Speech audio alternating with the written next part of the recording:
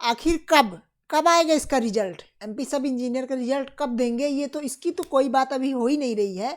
बात और नए नए चल रही हैं कि केस लग गए हैं, ये हो गया वो हो गया, बहुत सारी चीज़ें ये हम पहले डिस्कस कर चुके हैं, ये डिस्कस नहीं करेंगे। अब हम कुछ इसके लिए अब हम कुछ बड़ा कदम उठाने जा रहे हैं। हम आप मिल के इसको कदम को उठाएंगे, कुछ डिजिटल प्रोटेस्ट करेंगे और प्रोटेस्ट कुछ अपना ऐसा होना चाहिए जो कि लाइमलाइट में आना चाहिए। इसलिए हमने इसके लिए डेट डिसाइड की है, कौन सी डेट डिसाइड की है, ये सारी चीज़ें अपन इसमें देखने वाले हैं। सबसे पहले तो चलिए हमने जो पिछले वीडियो में कुछ आपके कमेंट देख लेते हैं कि क्या क्या कमेंट आए हैं। सभी लोगों ने अपने अपने रिएक्शंस दिए हैं, है ना। कोई कह रहा कि हाई कोर्ट में ये है, कोई कह रहा कि ट्वीट करो, कोई बोल रहा है कि ट्विटर कैंपेन करते हैं, है ना। और उद्देश्य तिवारी ने कहा कि आप कुछ पता करिए, है ना।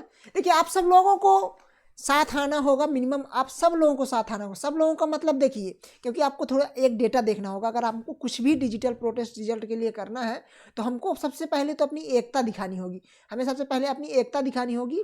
और देखिए सब इंजीनियर में कुल 90,000 एस्पिरेंट हैं, तो मिनिमम कम से कम 30,000 अगर लोग मिनिमम करें। हालांकि 30,000 लोग काफ़ी मुश्किल है, क्योंकि देखिए इसमें प्रोटेस्ट में भाग कौन लेगा, मैं आपको पहले से क्लियर कट बता देता हूं कि कितने लोग भाग लेंगे। आपको बहुत ओवर एस्टिमेट करके नहीं चलना है ना, आपको रियल एस्टिमेट करके चलना है कि कितने लोग भाग लेंगे।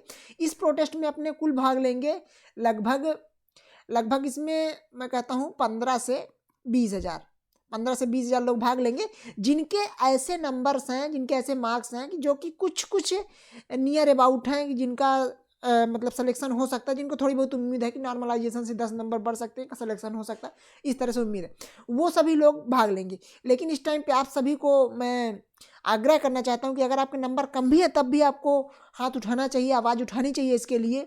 और ऐसा नहीं कि आपके नंबर कम है आपको सिलेक्शन नहीं हो रहा है, क्योंकि देखिए कुल मिला के ऐसी दुख की घड़ी है कि जिसको सबको आनी, सबके साथ आनी है। आपके इस एग्ज़ाम में नहीं हुआ, अगले एग्जाम में आना है, फिर चाहे आरआरबी जेई का है, आरआरबी जेई का भी अभी कुछ नहीं हो रहा है, इसके लिए भी करना पड़ेगा। इनफैक्ट बहुत सारे हमारे साथी लोग करने की कोशिश भी कर रहे हैं, लेकिन हमारी अभी प्रायोरिटी एमपी सब इंजीनियर है इसका, क्योंकि एमपी में पीईबी ने सभी के रिजल्ट, लगभग सभी के रिजल्ट जारी कर दिए, केवल और केवल सब इंजीनियर का छोड़ के, है ना।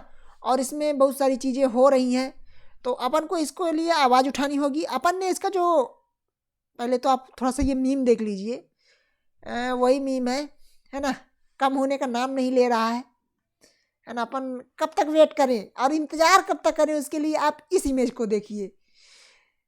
महाशय ने लगातार जीवन भर इंतजार किया, पूरे जीवन इंतजार किया कि इनको शायद एक बार ये प्राइम मिनिस्टर बन जाएंगे, लेकिन अंत में क्या हुआ अब आप देख ही सकते हैं कि इनके गुरुजी आ गए, है ना। हालांकि पहले वो शिष्य थे, लेकिन बाद में अब गुरु बन गए हैं। तो करना क्या, सबसे पहले मैं आपको दिखा देता हूँ प्रोटेस्ट अपना क्या करना है। अपन को ट्विटर कैंपेन करना है, बहुत हुआ, अब अपन को ट्विटर कैंपेन करना पड़ेगा। ट्विटर कैंपेन करना है। ट्विटर कैंपेन में देखिए क्या है कि अपने पास ज़्यादा भीड़ नहीं है, बहुत ज़्यादा भीड़ नहीं। जैसे रेलवे वगैरह का प्रोटेस्ट हुआ तो उसमें भीड़ बहुत थी, तो अपन को एकदम पिन पॉइंटेड, पूरी तरह से पिन पॉइंटेड मतलब कि एकदम क्रिटिकल पॉइंट पर। क्रिटिकल पॉइंट क्या होता है, क्रिटिकल सेक्शन आपने पढ़ा होगा, बीम में कहाँ होता है क्रिटिकल सेक्शन, यहाँ क्रिटिकल सेक्शन होता है ना। कि मतलब कि यहाँ बीम फेल हो सकती है ना, मतलब ये क्रिटिकल पॉइंट है, ये कमजोर नस है ना। कमजोर नस को हमें दबानी। कमजोर नस हमारी क्या है, कमजोर नस हमारी है कि हमारे पिन पॉइंटेड फोकस होने चाहिए जो व्यापम के चेयरमैन है, व्यापम के चेयरमैन, हम उनको फोकस करेंगे। व्यापम के चेयरमैन को हम फोकस करके और हम बेसिकली उनसे सवाल पूछेंगे कि रिजल्ट आखिर क्यों डिक्लेयर नहीं है। कौन है चेयरमैन, व्यापम के चेयरमैन है श्री मलय श्रीवास्तव, ये रिटायर्ड आईएएस ऑफिसर है, बहुत अच्छे आईएएस ऑफिसर हैं, है ना। तो देखिए हमारे इनसे कोई बात नहीं है ऐसी, है ना। हम इनसे पोलाइटली यही पूछेंगे कि हमारा रिजल्ट आप रिलीज कर दो, है ना, रिजल्ट आप हमारा रिलीज कर दीजिए, बस हम आपसे केवल इतना चाहते हैं। और इन्हीं को टैग करके ट्वीट करना है, व्यापम के चेयरमैन। ये जहाँ मिले आपको जहाँ मिले, जहाँ कहीं मतलब कि ट्विटर, फेसबुक, है ना, जितनी भी सोशल साइट्स में मिले, सभी सोशल साइट्स में इनको जो है तो ट्वीट करना है, इनको टैग करना है, ठीक है ना। और दूसरी बात ये, क्योंकि देखिए अपन को गवर्नमेंट को कुछ करने से कोई मतलब नहीं है ना, गवर्नमेंट को खास कर यहाँ इन्वॉल्व करने से, क्योंकि गवर्नमेंट के पास 36 ठो काम है और उनका ध्यान इधर जाएगा नहीं, इतना कम आंकड़े में ट्वीट जाएगा तो कोई खास अंतर नहीं पड़ेगा।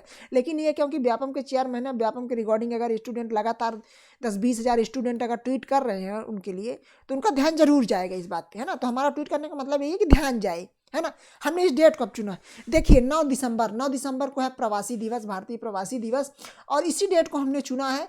इस डेट हम ट्विटर कैंपेन करेंगे, मंडे का दिन है और 11 बजे, सुबह 11 बजे हम करने वाले हैं।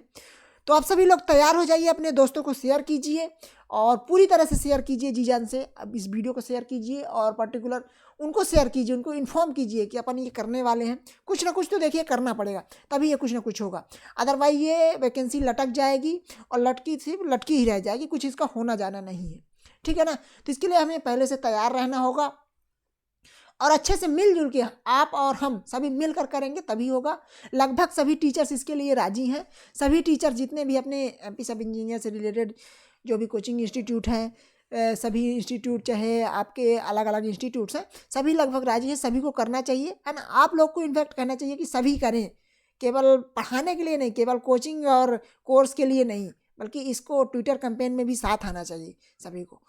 तो गाइज यार, मैं आशा करता हूँ आप सब लोग समझ गए होंगे और इसके लिए शायद हम रेडी हैं। और 9 दिसंबर, अगर 8 दिसंबर तक रिजल्ट नहीं आता है तो हम जरूर करेंगे। 8 दिसंबर को संडे है, 9 दिसंबर को मंडे है। तो गाइज चलिए अब नई शुरुआत करते हैं, अब करना ही पड़ेगा। Thank you guys, thank you.